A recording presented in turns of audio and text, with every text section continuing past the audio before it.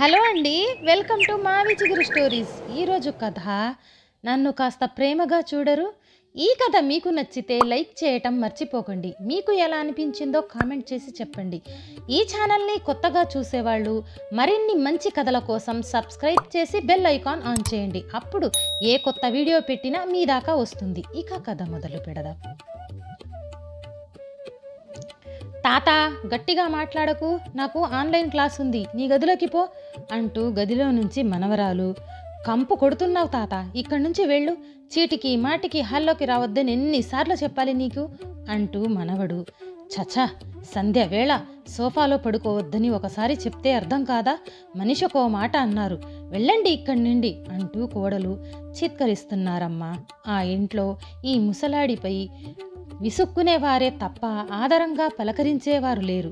ఈవేళ ఉదయం బ్రష్ చేసుకున్నాక హాల్లోకి రాబోతుంటే ధడేల్మంటూ నా మొహం మీదే తలుపేసిందమ్మా కోడలు. నాన్న చెబుతుంది వింటుంటే నాకు కళ్ళ నీళ్లు ఆగటం లేదు. జైల్లో ఉన్నట్టుగా ఉందమ్మా అక్కడ. నేను హాల్లోకి రాకూడదు. చివరికి భోజనం కూడా అందరితో కలిసి డైనింగ్ టేబుల్ పైన చేసేందుకు లేదమ్మా. ఉదయమే ఒక పళ్ళెంలో అన్నీ వడ్డించి గదిలో పెట్టేసి వెళ్తాడు మీ తమ్ముడు. ఇక ఆ తర్వాత తొంగి చూసేవారు ఉండరు. రోజంతా వెనకాలున్న చిన్న గదిలోనే బిక్కుమంటూ గడపటం నా వల్ల కావటం లేదు. నా పెన్షన్ డబ్బులు నువ్వే తీసుకుని నన్ను కాస్త ప్రేమగా చూసుకుంటావా తల్లి? చేతులు జోడించి అర్థిస్తున్న నాన్నను చూస్తే నా మనసు ద్రవించిపోయింది. ఒకప్పుడు ఎప్పుడు తమ్ముడి దగ్గరే ఉంటారు.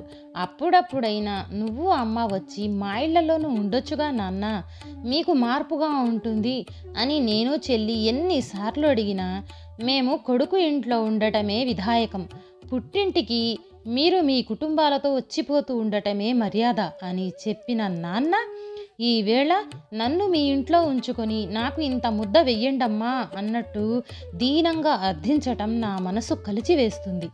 అమ్మ ఉన్నంతకాలం బాగానే నడిచిన ఇల్లు ఆ తర్వాత దిక్కు దివాణం లేనట్టుగా అయ్యింది.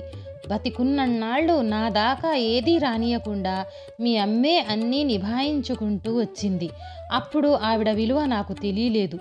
డబ్బులు సంపాదించటం నా ధర్మం, ఇంటిని నడపటం ఆవిడ విధి అనుకునేవాడిని. అంతేనా, దుబారా చేస్తుందేమోనన్న భయంతో ఇంటి ఖర్చులకి కూడా ఆచి తూచి డబ్బులు ఇస్తూ ఉండేవాడిని. దాంతోనే సరిపెట్టుకుంటూ తన కోసం ఎన్నడూ ఏమీ అడగకుండానే వెళ్ళిపోయింది మీ అమ్మ. ఒక్కనాడు నా చేత్తో నేను ప్రేమగా ఓ చీరో చిన్న మొత్తు బంగారమో తనకి కొనిపెట్టింది లేదు. కడదాకా అలాగే బతికింది మీ అమ్మ. నోరు తెరిచి ఎన్నడూ ఏదీ కోరని మీ అమ్మ ఆ రోజున ఇంటిని మీ తమ్ముడి పేర రిజిస్టర్ చేయిస్తానంటే మాత్రం వద్దంటూ అడ్డుపడింది. కావాలంటే మీ తదంతరం అని రాయించండి అని అన్నది. మగాడినన్న అహంతో ఆ వేళ భార్య మాటని నేను ఖాతరు చేయలేదు. తనకు తానే చెప్పుకున్నట్లుగా నాన్న మాట్లాడుతుంటే మౌనంగా వింటున్నాను. నాకంటే 10 ఏళ్ళు చిన్నదమ్మ మీ అమ్మ. నా తర్వాత తను పోతుందనుకున్నానే తప్ప ఇలా తనే ముందు వెళ్ళిపోతుందని ఎన్నడూ ఊహించలేదు. పోనీలే, వెళ్ళిపోయి తను సుఖపడింది. పాపి చిరాయు అన్నట్లు నేనేమో ఇలా, అంతా నా ప్రారంధం అంటూ నాన్న తలబాదుకుంటుంటే, అయ్యో ఊరుకోండి నాన్న, ఊరుకోండి, కష్టాలు కలకాలం ఉండవని మీరే మాకు చెబుతూ ఉండేవారుగా, అన్నీ సర్దుకుంటాయి, బాధపడకండి, క్రికెట్ మ్యాచ్ వస్తుంది టీవీలో, చూస్తూ ఉండండి అని ఓదార్చి వంటింట్లోకి వెళ్ళి పాలల్లో హార్లిక్స్ కలిపి తీసుకొచ్చి గ్లాసు నాన్న చేతికి అందించాను. నీకు శ్రమ కలిగిస్తున్నానమ్మా, మాకు దగ్గరలో ఉన్న పాపానికి ఇలా ప్రతిరోజు మీ ఇంటికొచ్చి నిన్ను అల్లుడి గారిని ఇబ్బంది పెడుతున్నాను అంటూ గ్లాస్ అందుకున్నారు నాన్న. అయ్యో, ఇందులో ఇబ్బంది ఏముంది నాన్న, కూతురిగా నేను ఈ మాత్రం చేయలేనా మీకోసం అన్నాను నాన్న మాటలకి నొచ్చుకుంటూ. క్రికెట్ పైన ఇష్టంతో తాత్కాలికంగా తన బాధను మర్చిపోయి టీవీలో లీనమయ్యారు నాన్న. కానీ నేను మాత్రం అలా స్థిమితంగా ఉండలేకపోతున్నాను. నాన్న పరిస్థితి చూస్తుంటే చాలా బాధగా ఉంది. అలాగని ఏం చేయాలో కూడా తోచటం లేదు. మార్గం ఏదీ కానరావటం లేదు. తమ్ముణ్ణి మందలిస్తే నాన్న పరిస్థితి పెనం మీద నుండి పొయ్యిలోకి పడినట్టు అవుతుందేమోనన్న భయం. అప్పటికే మొన్న చూచాయగా చెప్పాను వాడికి, దానికి వాడు, నా వల్ల చేయగలిగినంత చేస్తున్నానక్క, నాన్నని నేను బాగా చూసుకోవటం లేదని మీకనిపిస్తే మీ ఇద్దరూ తీసుకెళ్ళి నెత్తిన పెట్టుకుని చూసుకోండి అనేశాడు నన్ను చెల్లిని కలిపేసి. ఇంకా గట్టిగా ఏమైనా అన్నానంటే ఆ పిసరంత బంధము పుటుక్కన తెగిపోతుందని మౌనంగా ఉండిపోయాను. నిజానికి నాన్నని నా వద్దే ఉంచుకోవాలని నాకు ఉంది, కానీ అందుకు మా వారు సుముఖంగా లేరు. మా అమ్మా నాన్నల్ని చూడటం కొడుకుగా నా బాధ్యత కాబట్టి వాళ్ళని చివరదాకా నా వద్దే పెట్టుకుని చూసుకున్నాను. ఈ ఇంటి కోడలిగా, నా భార్యగా నా మాటని గౌరవించి నువ్వు వాళ్ళకి అన్నీ ఓపికగా చేసావు. అమ్మ పోయి ఈ 4 మాసాల నుండేగా నీకు కాస్త ఖాళీ చిక్కింది. ఇప్పుడు నీకు వయసు అయిపోతుంది, ఆరోగ్యము అంత బాగాలేదు. మళ్ళీ మీ నాన్న బాధ్యతని నెత్తిన పెట్టుకుని అనవసరంగా హైరాణ పడకు. మీ తమ్ముడు మరదలు చిన్నవాళ్ళు, వయసులో ఉన్నారు. వాళ్ళ వంట్లో ఓపిక శక్తి ఉన్నాయి. వాళ్ళ పిల్లలకి వాళ్ళు పై నుండి కింద దాకా అన్నీ దగ్గరుండి చేసుకోవటం చూస్తూనే ఉన్నాంగా. అదే ఓపిక శ్రద్ధ కన్న తండ్రి పట్ల కూడా ఉండాలి. అంతేగాని నేనింతే చేస్తా, లేదంటే మీ పైన వదిలేస్తా, మీరు చేసుకోండి అనటం కరెక్ట్ కాదు. కోట్ల విలువ చేసే ఇంటిని తన పేరిట రాయించుకునే సమయంలో మీ తమ్ముడికి అక్కా చెల్లెళ్ళు గుర్తుకు రాలేదు, కానీ బాధ్యత విషయానికి వస్తే మాత్రం వెంటనే పనిచేసుకునేందుకు సిద్ధమైపోయాడు. తల్లిదండ్రుల్ని చూడ్డం కొడుగ్గా అతని కర్తవ్యం. అతని కష్టాలు అతన్ని పడని, ఎవ్వరినీ సంప్రదించకుండా బతికుండగానే ఇంటిని కొడుక్కి రాసిచ్చేయటం మీ నాన్న చేసిన అతి పెద్ద పొరపాటు. అందుకు పరిహారం చెల్లించుకోక తప్పదు మరి అన్నారాయన. ఆయన మాటలు కఠోరంగానే ఉన్నా వాటిలో దాగున్న సత్యం నన్ను నోరెత్తనివ్వలేదు. ఇంతలో సెల్ ఫోన్ మోగితే స్క్రీన్ పైన చెల్లి పేరు చూసి ఫోన్ ఎత్తగానే, నాన్న ఎలా ఉన్నారక్కా అని అడిగింది. ఏం చెప్పమంటావులే చిన్ని, నాన్న చాలా ఒత్తిడికి లోనవుతున్నారు అంటూ మెల్లగా నాన్న పరిస్థితిని వివరించాను. నాన్నని వాళ్ళస్సలు ఆ ఇంట్లో సభ్యుడిగా గుర్తించటం లేదే, నాకేం చేయాలో పాలుపోవటం లేదే చిన్ని అంటూ నాన్న బాధ్యత తీసుకునే విషయంలో మా వారి అభిప్రాయాలు కూడా ఏవీ దాచకుండా చెప్పేశాను. ఫోన్లో కొద్ది క్షణాల దాకా మౌనమే రాజ్యమేలింది. అక్క, 4 రోజుల క్రితం అన్నయ్యతో మాట్లాడినప్పుడు నాన్న ప్రస్తావన వచ్చింది. నాన్నకి ఎప్పుడు హాల్లో సోఫాలో కూర్చోవటమే అలవాటు కదా, ఇప్పుడు కూడా అలాగే హాల్లో తిరగనివ్వచ్చు కదా అని నేనంటే, హాల్లో తిరుగుతూ పెద్ద గొంతుతో మాట్లాడుతుంటే పిల్లల ఆన్లైన్ క్లాసులకి ఇబ్బందిగా ఉంటుందని, వదినకి ఓసిడి కాబట్టి ముతక పంచా మాసిపోయిన కండువా వేసుకుని ఇంట్లో తిరుగుతున్న నాన్నని చూస్తుంటే ఆవిడకి చిరాకుతో తలనొప్పి వస్తుందని అంటూ ఇలానే ఇంకా ఏవేవో చెప్పాడన్నయ్య. ఆ మాటలకి నాకు ఒళ్ళు మండిపోయి, కుక్క పిల్ల హాల్లో తిరుగుతూ సోఫాలో గొంతులేస్తుంటే దాని బొచ్చు ఇల్లంతా రాలుతుంటే వదినికి పర్లేదా మరి అని నేనంటే, ఇంతకంటే బాగా చూసుకోవటం నా వల్ల కాదు, మీ ఇద్దరిని నాన్న పండుగలకు పిలిచి పుట్టింటి సారే అంటూ 5 లక్షలు ఇచ్చాడు కాబట్టి నాన్న బాధ్యతగా మీరు సమానంగా పంచుకోవచ్చు అనేశాడు. మాకిచ్చిన 5 లక్షలు నీకిచ్చిన 2 కోట్ల ఇల్లు ఒకటేనంటావా అని కోపంగా నేను అడిగేదానికి వాడు ఠపీమని ఫోన్ పెట్టేశాడు. చచా, ఏం మాటలేవి, కేవలం డబ్బులిస్తేనే తల్లిదండ్రుల్ని బాగా చూసుకోవటం ఏంటి, అసహ్యంగా, వింటే నాన్న చాలా బాధపడతారు.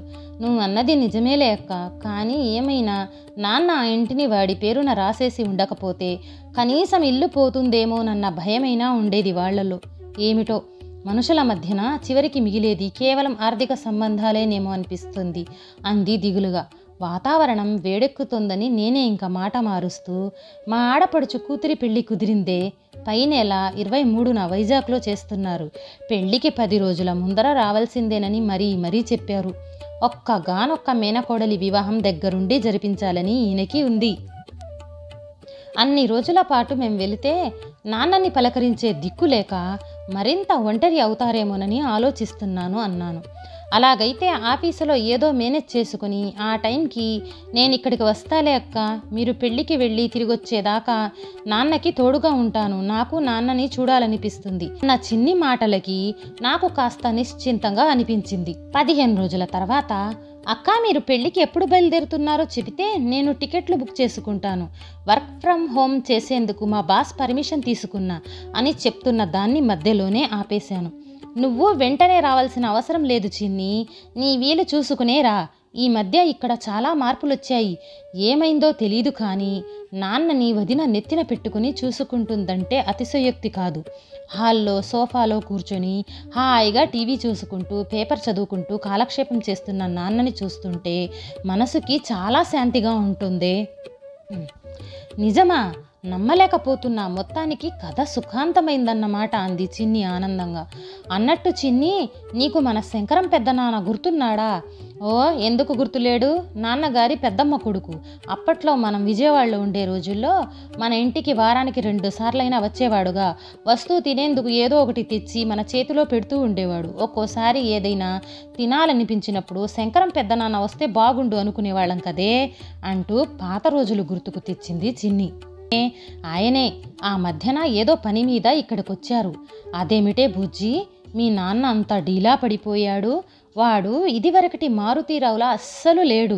మీ అమ్మ మరణం వాడి మానసికంగా కుంగదీసినట్టుంది. దానికి తోడు ఇంట్లో ఆదరణ కూడా కరువైనట్లనిపించిందే. ఏమైనా భార్య ఉన్నప్పుడు మగవాడికి జరిగే భోగం వేరు అంటూ బాధపడ్డారు. ఆయన నాన్న చాలా క్లోజ్గా ఉండేవాళ్ళు కాబట్టి నాన్న పరిస్థితి చాలా తొందరగానే అంచనా వేసినట్టున్నారాయన. అందుకే ఆయన వద్ద నాకు ఏమీ దాచాలనిపించగా ఉన్నది ఉన్నట్లు చెప్పేశాను. నేను ఆ ఇంట్లో కూర్చున్న అరగంటలో మీ తమ్ముడు మరదలి వరస బాగానే గమనించానులే. చీమకి కూడా అపకారం తలపెట్టని గంగి గోవుల్లాంటి వాడు మీ నాన్న. అలాంటి మనిషిని తనకేం పట్టనట్టుగా దేవుడు వదిలేయడమ్మా. అంతా మంచే జరుగుతుంది. త్వరలోనే అన్నీ సర్దుకుంటాయి అంటూ నాన్నకు ధైర్యం చెప్పి వెళ్ళిపోయాడు ఆయన. ఏ ముహూర్తాన అన్నాడో గాని ఆయన చెప్పినట్టే పరిస్థితి చక్కబడింది. పెద్దనాన్న వాక్కు అమోఘం. నేను చెప్పిన దానికి అది ఏమీ మాట్లాడపోయేటప్పటికీ చిన్ని చిన్ని లైన్లోనే ఉన్నావా అంటూ కాస్త గట్టిగా పిలిచాను. ఉన్నానక్క, ఆలోచిస్తుంటే నాకు ఎక్కడో తేడా కొడుతుంది. అసలు అన్నావదిలో మార్పుకి కారణం శంకరం పెద్దనాన్నేమో అని నా డౌటు. కాదు, నిస్సందేహంగా ఆయనే. ఆయన ఘటికుడు. ఖచ్చితంగా ఏదో మాటల గారిడి చేసి వాళ్ళని మార్చేసి ఉంటాడు అంది. చిన్ని ఎప్పుడు చాలా తెలివిగా ఆలోచిస్తుంది. అది చెప్పినట్టే జరిగిండొచ్చు బహుశా. నిజమేనే. ఆ తర్వాత 2 సార్లు పెద్దనాన్న వచ్చి వెళ్ళినట్లుగా నాన్న చెప్పారు అని నేను అంటూ ఉండంగానే శంకరం పెద్దనాన్న నుండి ఫోన్ కాల్ వచ్చింది. చిన్ని, శంకరం పెద్దనాన్న ఫోన్ చేస్తున్నారే, ఆయనకి 100 ఏళ్ల ఆయుస్సు. కాన్ఫరెన్స్ కాల్లో పెట్టు అంది చిన్ని. క్షేమ సమాచారాలు అయ్యాక, ఏమే చిన్ని, 4 రోజుల క్రితం మీ నాన్నని కలిసినప్పుడు చిన్నప్పటి నీ అల్లరిని గుర్తు చేసుకొని తెగ నవ్వుకున్నాడు. అక్క అన్నయ్య ఇక్కడే ఉన్నారు కాబట్టి ఆయనకి వాళ్లపైన బెంగలేదు. దూరంగా ఉన్న నిన్నే ఎక్కువగా తలుచుకుంటూ ఉంటాడు. నీకు వీలైనప్పుడల్లా కాదు వీలు చేసుకుని మరీ వచ్చి నాన్నని చూసి వెళ్తూ ఉండమ్మా. ఈ వయసులో కన్నబిడ్డల్ని కళ్ళారా చూసుకోవటానికి మించి వాడికి కావాల్సిందేముంది చెప్పు? మాది వచ్చే ప్రాణం పొయ్యే ప్రాణమే. పిల్లల పలకరింపులే మాకు ప్రాణం పోసేది. పెద్దనాన్న మాటలకి మేమిద్దరం చాలా ఎమోషనల్ అయ్యాం. చిన్ని అయితే ఏడ్చేసింది. నువ్వు చెప్పింది నిజమే పెద్దనాన్న, తప్పకుండా వస్తాను. ఎప్పట్లా వారం 10 రోజులు కాకుండా ఈసారి నెల రోజులు ఉండేటట్లుగా వస్తాను అన్న దాని మాటలకి పెద్దనాన్న చాలా సంతోషించారు. ఆ తర్వాత ఆయన ఫోన్ పెట్టేయబోతుంటే, ఆగాగు పెద్దనాన్న, ఒక్క విషయం చెప్పు. ఏ మంత్రం వేసి మా అన్న వదిలిని మార్చావు? వాళ్ళిప్పుడు మా నాన్నని నెత్తిన పెట్టుకొని చూస్తున్నారని అక్క చెప్పింది అంటూ ఆత్రంగా అడిగింది చిన్ని. దాని మాటలకి పెద్దగా నవ్వేసి, మంత్రము లేదు తంత్రము లేదే. అయినా పెద్ద చదువులు చదివి విదేశాలు తిరుగుతున్న నీకు మంత్రాలకు చింతకాయలు రాలమని తెలీదా ఏంటే? దేనికైనా సమయం రావాలంతే అనేసి ఫోన్ పెట్టేశాడు పెద్దనాన్న. హతోష్మి అయితే అన్నావదిలో మార్పుకి కారణం ఇక చిదంబర రహస్యమే అంది చిన్ని. అయితే అనుకోకుండా మరుసటి రోజే ఆ చిదంబర రహస్యం బట్టబయలైంది. పూచి మంచి శంకరం గారికి జీవిత సాఫల్య పురస్కారం అంటూ ఉదయమే దినపత్రికల్లో వచ్చిన వార్త వెనకే నా కళ్ళు పరుగులు తీశాయి. 7 వయసులోనూ అలు పెరగకుండా సంఘసేవ చేస్తున్న మహనీయులు పూచి మంచి శంకర్రావు గారు. కన్న తల్లిదండ్రుల్ని వృద్ధాప్యంలో అలక్ష్యం చేస్తూ వారి ఆలనా పాలనా చూడకుండా కర్కోటకంగా ప్రవర్తిస్తున్న ఈ తరం పిల్లలెందరినో ఆయన తనదైన శైలిలో దారికి తెచ్చారు. ఆస్తుల్ని తమ పేరిట గిఫ్ట్గా బదలాయింపు చేసేదాకా ప్రేమగా ఉన్న పిల్లలు ఆస్తి ఒక్కసారి వాళ్ల సొంతమైన తర్వాత తల్లిదండ్రుల్ని పట్టించుకోకుండా వదిలేస్తున్నారు. కొంతమంది కొడుకులైతే మరింత నిర్దాక్షిణ్యంగా గజ్జి కుక్కల్ని దూరంగా వదిలేసిన చందాన వృద్ధులు నిస్సహాయులై బలహీనులైన తల్లిదండ్రులకి మాయ మాటలు చెప్పి తీసుకువెళ్ళి తెలియని స్థలాల్లో వదిలేసి మా వాళ్ళు కనిపించటం లేదంటూ తూతూ మంత్రంగా పోలీస్ స్టేషన్లో ఫిర్యాదులిచ్చి చేతులు దులిపేసుకుంటున్నారు. ఇటువంటి సంఘటనల్ని దృష్టిలో పెట్టుకున్న భారత ప్రభుత్వం వృద్ధుల సంరక్షణ కోసం ఎన్నో చట్టాలను చేసింది. కోర్టులు కూడా ఈ విషయంలో వృద్ధులకు అనుకూలంగానే తీర్పులిస్తున్నాయి. అలాంటి చట్టాల్లో ఒకటి, ఆస్తిని పిల్లలకి గిఫ్ట్ డెడ్గా ఇచ్చేసిన అనంతరం ఆ పిల్లల తల్లిదండ్రుల బాగోగులు చూసుకోపోతే ఆ గిఫ్ట్ డీడ్ని రద్దు చేసుకునే వెసులుబాటుని కల్పిస్తుంది. అయితే దాని గురించి చాలామంది వృద్ధులకి తెలీదు. అథవా తెలిసిన కన్నబిడ్డలకి వ్యతిరేకంగా కోర్టులెక్కేందుకు వాళ్ళు ఏ మాత్రము ఇష్టపడటం లేదు, సాహసించటము లేదు. అలాంటి వారికి ఈ చట్టాల గురించి వివరించి వాళ్లల్లో ధైర్యాన్ని నింపి అండగా నిలబడి వాళ్ల తరపున పోరాడమనే మహత్కార్యాన్ని శంకరం గారు తమ భుజస్కంధాలను ఎత్తుకున్నారు. ఈ పోరాటంలో ఆయనకి తోడుగా కొన్ని ఎన్జిఓలతో పాటు కొందరు లాయర్లు నిలబడుతున్నారు. గత కొన్నేళ్లుగా వృద్ధాశ్రమాలు, రైల్వే స్టేషన్లు, బస్టాండ్లు లాంటి ప్రదేశాల్లో స్వయంగా తిరిగి తన దృష్టికి వచ్చిన వృద్ధులకి శంకరం గారు చట్టరీత్యా న్యాయం జరిపించారు. నిజానికి చాలా కేసుల్ని కోర్టు దాకా రానియకుండానే తమ మృదువైన మాటలతో, కొండకొచ్చో చిన్న బెదిరింపుతోనో పరిష్కరించారాయన. ఆ మహనీయుని పుణ్యాన ఈవేళ ప్రశాంతంగా జీవితాన్ని గడుపుతున్న వృద్ధులంతా ఏకమై భగవంతుడు ఆయనకి 100 ఏళ్ల ఆయురార్థాన్ని ప్రసాదించాలని దీవిస్తూ తలపెట్టిన ఈ సన్మాన కార్యక్రమానికి మనసున్న వారంతా ఆహ్వానితులే. అదండి సంగతి. తనకు ఏ సంబంధము లేని వారి శ్రేయస్సుకే అంతలా పాటుపడుతున్న శంకరం పెద్దనాన్న తన తమ్ముడు ఆత్మీయుడైన మా నాన్నకి అన్యాయం జరుగుతుంటే చూస్తూ ఊరుకుంటాడా మరి? శంకరం పెద్దనాన్న లాంటి పెద్దలు ఈ భూమి మీద ఉన్నంత కాలము నన్ను కాస్త ప్రేమగా చూడరు అంటూ కన్న బిడ్డల్ని అర్థించవలసిన దౌర్భాగ్యం ఏ తల్లిదండ్రులకి కలగదు, కలగకూడదు. ఈ కథ నచ్చితే లైక్, షేర్ చేసి తప్పకుండా సబ్స్క్రైబ్ చేయండి.